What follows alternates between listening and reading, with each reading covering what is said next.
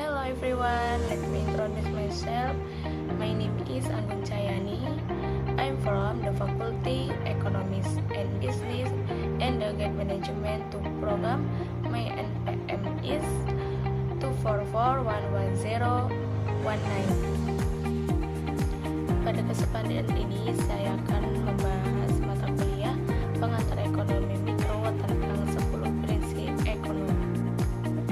Apa itu ekonomi?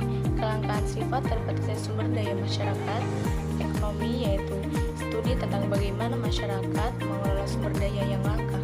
Misalnya bagaimana bisnis memutuskan berapa banyak yang akan diproduksi, berapa banyak pekerja yang harus dipekerjakan, bagaimana masyarakat memutuskan bagaimana membagi sumber dayanya antara pertahanan nasional, barang-barang konsumen, perlindungan lingkungan, dan kebutuhan lainnya. Prinsip yang pertama yaitu orang menghadapi kompromi. Masyarakat menghadapi trade-off penting antara efisiensi dan kesetaraan. Efisiensi ketika masyarakat mendapatkan hasil maksimal dari sumber daya yang terbatas. Sedangkan kesetaraan adalah ketika kemakmuran didistribusikan secara merata di antara anggota masyarakat. Kompromi untuk mencapai kesetaraan yang lebih baik dapat mendistribusikan kembali pendapatan dari orang kaya ke orang miskin. Namun hal ini mengurangi insentif untuk bekerja dan berproduksi sehingga memperkecil ukuran kue ekonomi. Prinsip yang kedua yaitu biaya sesuatu adalah apa yang Anda relakan untuk mendapatkannya. Pengambilan keputusan memerlukan perbandingan biaya dan manfaat dari pilihan-pilihan alternatif. Biaya peluang suatu barang adalah apapun yang harus dikorbankan untuk memperolehnya. Ini adalah biaya relevan untuk pengambilan keputusan. Contohnya seperti pergi ke perguruan tinggi selama 1 tahun tidak hanya biaya kuliah, namun ada juga biaya buku dan biaya lainnya. Tetapi juga ada contoh yang lain, yaitu gaji yang hilang. Menonton film bukan hanya harga tiketnya saja, tapi nilai dari waktu dan dihabiskan di bioskop. Prinsip yang ketiga yaitu orang yang rasional berpikir di batasan. Orang yang rasional secara sistematis dan terarah melakukan yang terbaik yang mereka bisa untuk mencapai tujuan mereka, membuat keputusan dan mengevaluasi biaya dan manfaat dari perubahan marginal penyesuaian tambah terhadap rencana yang ada. Contohnya seperti saat seorang siswa mempertimbangkan apakah akan melanjutkan kuliah selama 1 tahun tambahan, ia membandingkan biaya kuliah dan upah yang hilang dengan pendapatan tambahan yang bisa ia peroleh dengan 1 tahun tambahan pendidikan. Prinsip keempat yaitu orang-orang merespon insentif. Insentif adalah sesuatu yang mendorong seseorang untuk bertindak, seperti prospek hadiah atau hukuman. Orang yang rasional menggapai insentif. Contohnya yang seperti ketika harga gas naik, konsumen membeli lebih banyak mobil hybrid dan lebih sedikit SUV yang boros bahan bakar. Dan ketika pajak rokok meningkat, kebiasaan merokok remaja gagal. Prinsip yang kelima yaitu perdagangan dapat membuat semua orang lebih baik. Daripada melakukan swasembada, orang dapat mengkhususkan diri dalam memproduksi satu barang atau jasa dan menukarnya dengan barang lain. Negara-negara juga mendapat keuntungan dari perdagangan dan spesialisasi.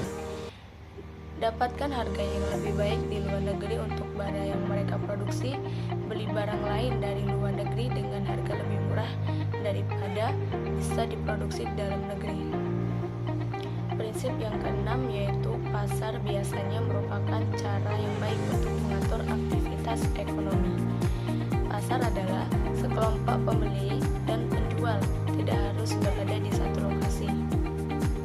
Mengatur kegiatan ekonomi berarti menentukan barang apa yang akan diproduksi, bagaimana cara memproduksinya, berapa banyak barang yang akan diproduksi, siapa yang akan mendapatkannya.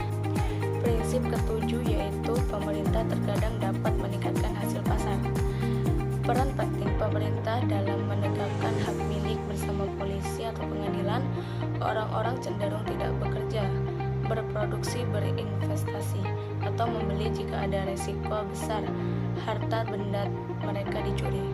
Kegagalan pasar yaitu ketika pasar gagal mengalokasikan sumber daya masyarakat secara efisien. Penyebabnya eksternalitas ketika produksi atau konsumsi suatu barang mempengaruhi orang lain, misalnya polusi. Kekuatan pasar yaitu satu pembeli atau satu penjual yang memiliki pengaruh besar terhadap harga pasar, misalnya monopoli. Dalam kasus seperti ini biasanya publik dapat meningkatkan efisiensi.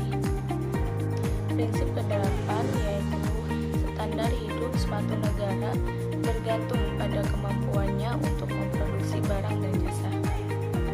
Variasi yang sangat besar dalam standar hidup di berbagai negara dan dari waktu ke waktu. Pendapatan rata-rata di negara-negara kaya lebih dari 10 kali lipat pendapatan rata-rata di negara-negara miskin. Standar hidup di Amerika Serikat saat ini sekitar 8 kali lebih besar dibandingkan 100 tahun yang lalu. Prinsip yang ke-9 yaitu harga naik ketika pemerintah mencetak terlalu banyak uang. Inflasi meningkat ketika harga umum. Dalam jangka panjang ini, inflasi hampir selalu disebabkan oleh pertumbuhan berlebihan dalam jumlah uang yang menyebabkan nilai uang turun. Semakin cepat pemerintah menciptakan uang, semakin besar pula tingkat inflasi. Prinsip yang ke-10 yaitu masyarakat menghadapi trade-off jangka pendek antara inflasi dan pengangguran. Dalam jangka pendek 1-2 tahun, banyak kebijakan ekonomi mendorong inflasi dan pengangguran ke arah yang berlawanan. Faktor lain dapat membuat pertukaran ini lebih atau kurang menguntungkan, tetapi pertukaran ini selalu ada. Okay, this is all I can say. I hope it is useful